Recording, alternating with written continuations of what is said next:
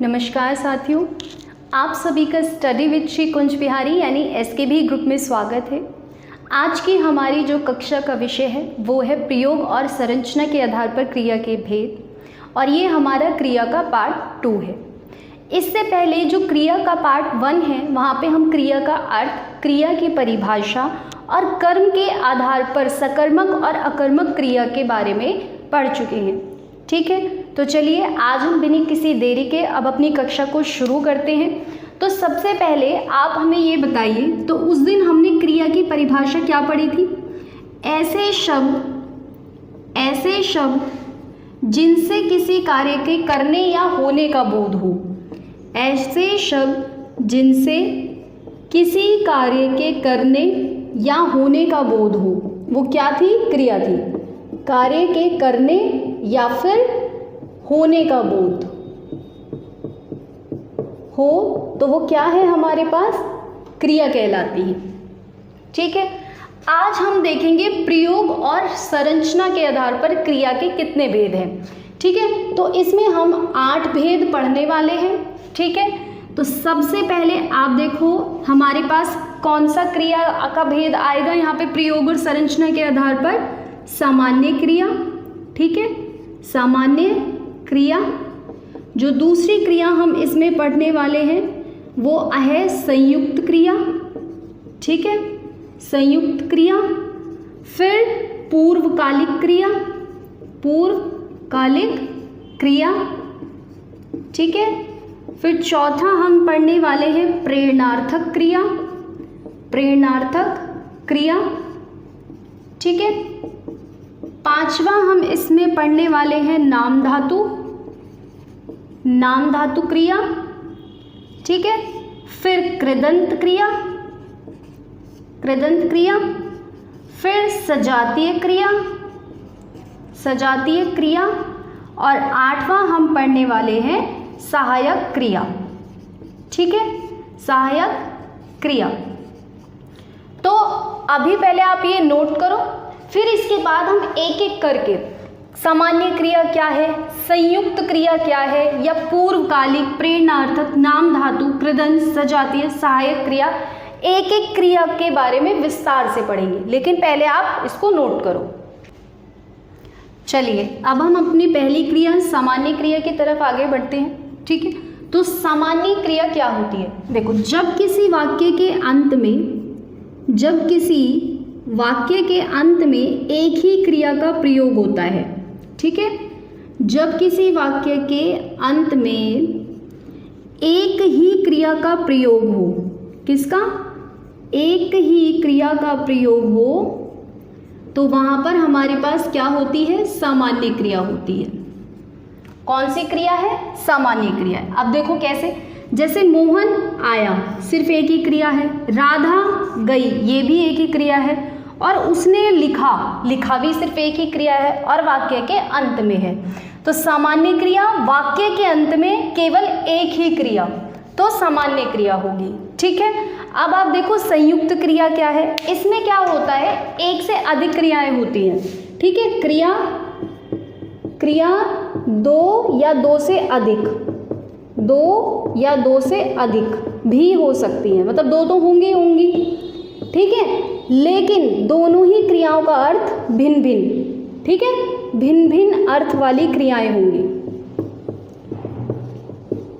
भिन्न भिन्न अर्थ वाली क्रियाएं यहाँ पर होंगी। तो ध्यान से सुनो, क्रिया 2 या 2 से अधिक, और जो दोनों ही क्रियाएं हैं वो उनका अर्थ कैसा होगा? वो दोनों ही भिन्न भिन्न अर्थ वाली क्रियाएं होंगी। तो ये हमारे पास क्या क्रिया कहलाएगी? संयुक्त क्रिया कहलाएगी। देखो, जैसे राधा लड्डू बना चुकी है। अब एक क्रिया तो हो गई बनाना, एक हो गई चुकना, और एक हो गया होना। 3 क्रियाएं हो गई और तीनों का अर्थ अलग है। तो ये कौन सी क्रिया है हमारे पास? संयुक्त क्रिया है। अब देखो, राम संस्कृत बोल सकता है। अब एक क्रिया तो बोलना है, एक क्रिया सकना है और एक क्रिया होना है। 3 क्रियाएं हो गई, तीनों क्रियाओं का अर्थ भिन्न हो गया। अब देखो, माता जी ने भोजन बना दिया है। अब बनाना एक क्रिया, दिया एक क्रिया, और होना क्या है? एक क्रिया। तो ये हमारे पास क्या हो गई? 2 या 2 से अधिक क्रियाएं हैं। और जो जितनी भी क्रियाएं हैं उन सब का अर्थ क्या है, वो भिन्न भिन्न अर्थ वाली होंगी। तो ये हमारे पास क्या है, संयुक्त क्रिया है। अब एक बार दोबारा से देखो, वाक्य के अंत में एक ही क्रिया, सामान्य क्रिया, क्रिया दो या दो से अधिक लेकिन अर्थ भिन्न, तो हमारे पास क्रिया कौन सी है, संयुक्त क्रिया है। अब आप इसको नोट करो। चलिए अब पूर्वकालिक क्रिया पे आगे बढ़ते हैं। तो देखो पूर्वकालिक क्रिया में क्या होता है, एक क्रिया पूर्ण होने के बाद, एक क्रिया पूर्ण होने के बाद दूसरी क्रिया को जब प्रयोग में लाओगे, एक क्रिया पूर्ण होने के बाद दूसरी क्रिया का प्रयोग जहाँ पर दिखाई दे वहाँ पर कौन सी क्रिया होगी, पूर्वकालिक क्रिया होगी। अब देखो कैसे, मोहन पढ़कर सो गया। अब सो गया एक क्रिया तो यहाँ पे ये हो गई सोना। अब ये पढ़कर कौन सी क्रिया पूर्ण हुई, यहाँ पर पढ़कर सो गया, ठीक है। अब देखो राधा नहाकर मंदिर जाएगी, नहाकर, अब पहले तो नहाना है उसको, वो नहाएगी तब जाएगी, तो जाएगी दूसरी क्रिया है लेकिन एक क्रिया पहले पूर्ण हो गई नहाकर, ठीक है। अब देखो शाम खाना खाकर पढ़ेगा। अब पहले खाना खाएगा तब पढ़ेगा, पहले नहीं पढ़ेगा, खाकर ही पढ़ेगा। तो यानी खाना खाकर एक क्रिया तो यहाँ वो पूर्ण हो जाएगी, फिर उसके बाद पढ़ेगा। तो जैसे आपको ऐसे शब्द दिखाई दे, नहाकर, जाकर, खाकर, पढ़कर, लिखकर, सोकर, यानी कर, इस तरीके के शब्द आपको दिखाई दे, तो वहाँ पर आपकी कौन सी क्रिया कहलाएगी, पूर्वकालिक क्रिया कहलाएगी। अब आप इसको नोट करो, फिर इसके बाद हम प्रेरणार्थक क्रिया पर आगे बढ़ते हैं। चलिए अब हम अपनी अगली क्रिया पर आगे बढ़ते हैं, प्रेरणार्थक क्रिया, ठीक है। तो देखो प्रेरणार्थक क्रिया क्या होती है, नाम से थोड़ा सा अंदाज़ा लगा पा रहे होंगे कि यहाँ पे कोई प्रेरणा की बात होगी, यानी कोई प्रेरणा देने वाला होगा और कोई प्रेरणा लेने वाला होगा, ठीक है। अब देखो कैसे, जब कर्ता स्वयं कार्य को ना करके किसी और से करवाए, जब कर्ता स्वयं कार्य ना करके किसी अन्य से उस कार्य को करवाए, किसी अन्य से कार्य को करवाए, वहां पर कौन सी क्रिया होगी, बताओ, वहां पर कौन सी क्रिया होगी, प्रेरणार्थक क्रिया होगी। तो जब कर्ता स्वयं कार्य ना करके किसी अन्य से कार्य को करवाए, तो वहां पर कौन सी क्रिया होती है, प्रेरणार्थक क्रिया होती है। अब प्रेरणा है तो दो चीज़ें ही संभव है हमारे पास, एक प्रेरणा देगा और एक प्रेरणा लेगा। तो देखो जो प्रेरणा देने वाला है, इसमें दो कर्ता हैं हमारे पास, एक आता है प्रेरक कर्ता, यानी कि जो प्रेरणा दे रहा है, और एक आता है हमारे पास प्रेरित कर्ता, जिसको प्रेरणा मिल रही है या जिसको प्रेरणा दी जा रही है, ठीक है। प्रेरक कर्ता, प्रेरणा देने वाला, ठीक है, और ये क्या है, प्रेरित होने वाला, जिसको प्रेरणा मिल रही है, ठीक है, प्रेरित होने वाला, ठीक है। तो ये अब देखो माँ, और इसमें एक चीज़ और, जो प्रेरणार्थक क्रियाएं होती हैं वो दो होती हैं, एक आती है प्रथम प्रेरणार्थक क्रिया, ठीक है, और दूसरा हमारे पास आती है द्वितीय प्रेरणार्थक क्रिया। अभी हम इनको समझेंगे कैसे, पहले आप यहाँ पे देखो उदाहरण, माँ सीता से रोटी बनवाती है। अब माँ खुद तो नहीं बना रही है ना, अब खुद नहीं बनवा रही, किसी से बनवा रही है, यानी माँ जो है प्रेरक करता है, और किससे बनवा रही है, सीता से बनवा रही है, यानी प्रेरणा किसको मिली रोटी बनाने की, सीता को मिली, तो सीता बना रही है। तो माँ तो प्रेरक करता हो गई, सीता हमारे पास प्रेरित करता हो गई। अब देखो सीता से रोटी बनवाती है, ठीक है, सीता से रोटी बनवाती है, तो ये हमारे पास क्या है, प्रेरणार्थक क्रिया, जब कार्य को खुद ना करके किसी से करवाया जाए, बनवाती है। अब देखो पिताजी मोहन से गाय चरवाते हैं, ठीक है, पिताजी मोहन से गाय चरवाते हैं। अब पिताजी मोहन से चरवाते हैं, यानी किसी अन्य व्यक्ति से करा रहे हैं, खुद नहीं कर रहे, मोहन से करवा रहे हैं, ठीक है। तो कौन सी क्रिया हो गई, प्रेरणार्थक क्रिया हो गई। अब देखो राम शाम को हंसाता है, राम खुद तो हंस नहीं रहा, राम शाम को हंसा रहा है, ठीक है। तो यहाँ पे कौन सी क्रिया है, प्रेरणार्थक क्रिया हो गई, हंसा रहा है, ठीक है। राम शाम को, खुद नहीं हंस रहा, हंसा रहा है। अब देखो राम राधा से शाम को हंसवाता है। अब देखो राधा से शाम को कौन, राम हंसवाता है।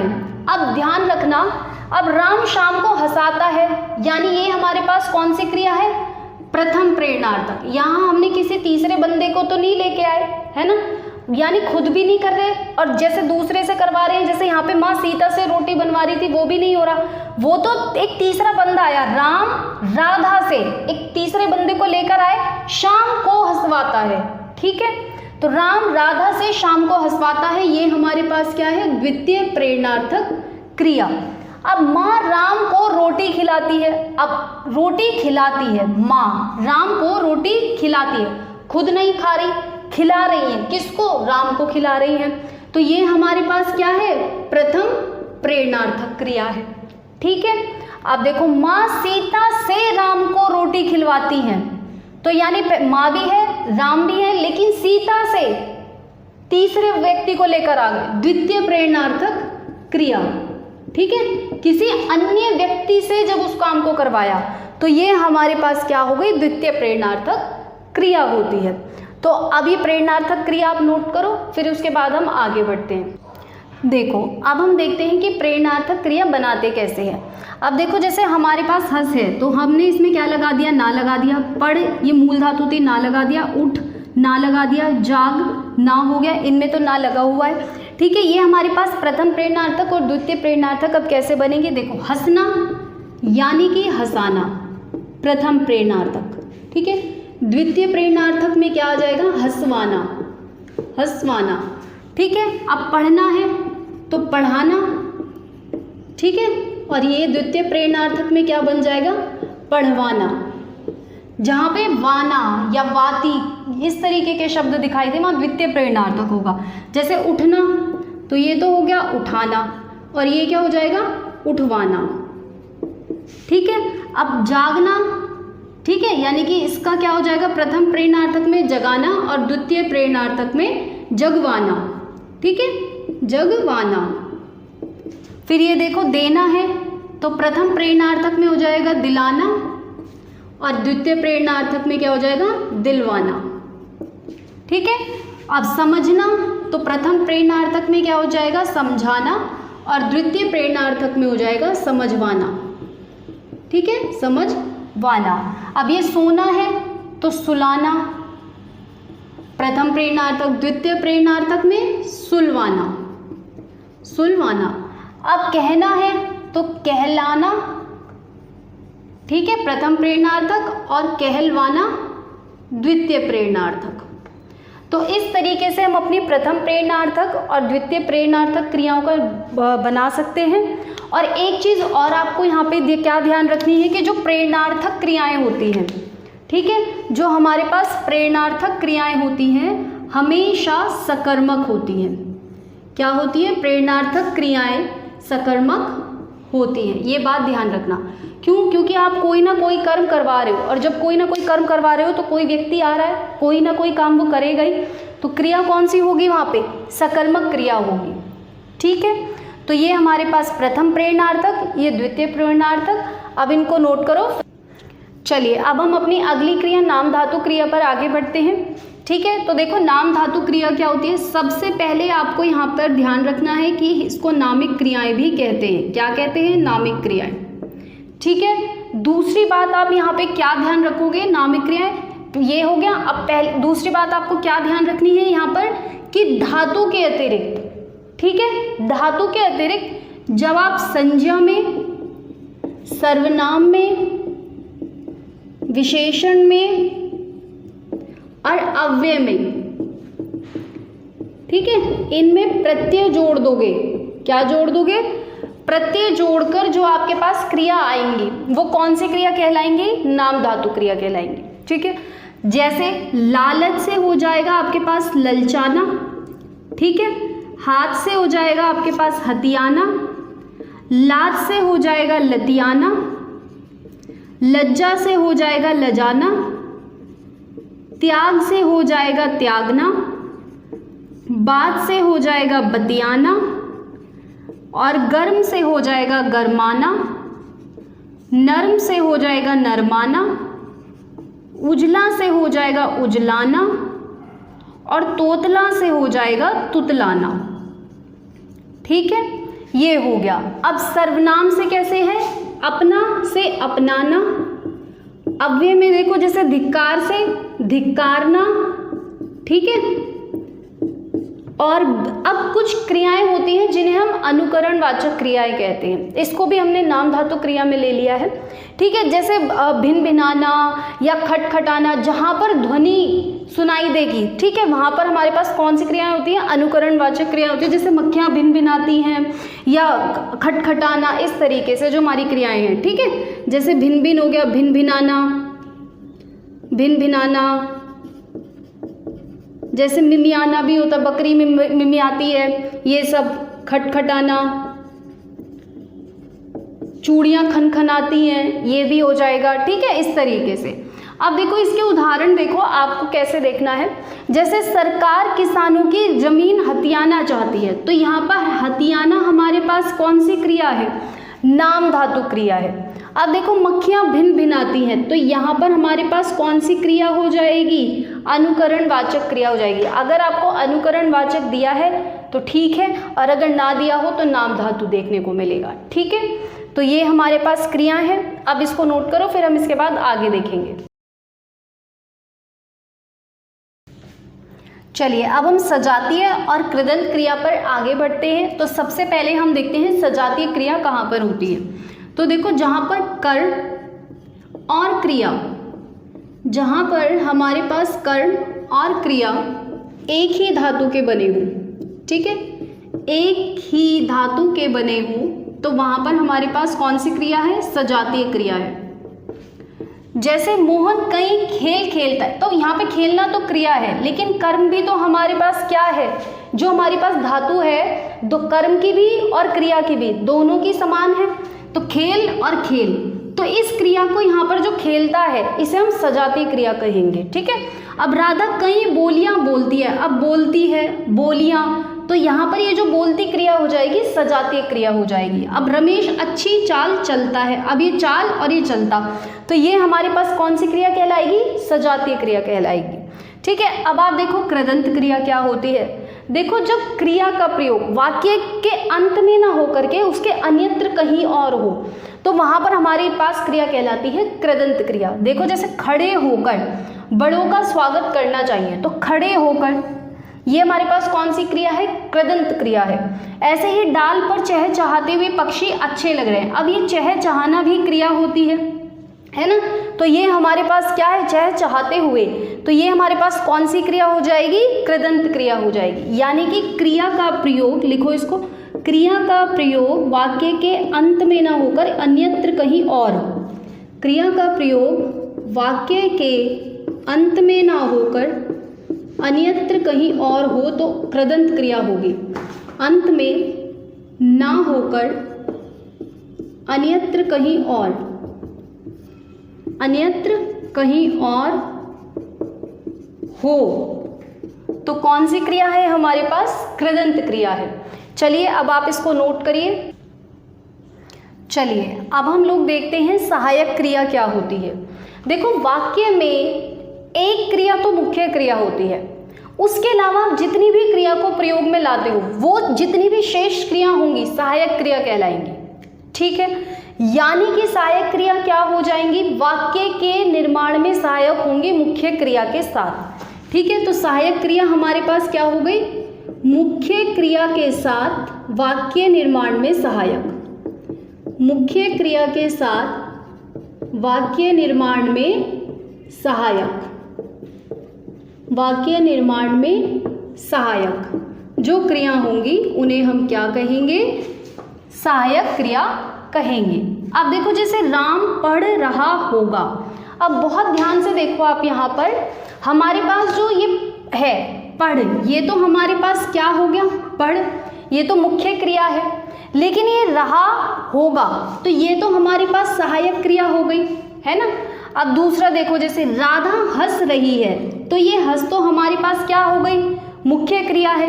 लेकिन ये रही है, ये तो हमारे पास सहायक क्रिया हो गई। अब कृष्ण पत्र लिखता है, अब लिखता है, अब ध्यान से देखो, लिखना तो यहाँ पर मुख्य क्रिया है। अब यहाँ पर ये जो है तो ये भी हमारे पास क्या है, सहायक क्रिया है।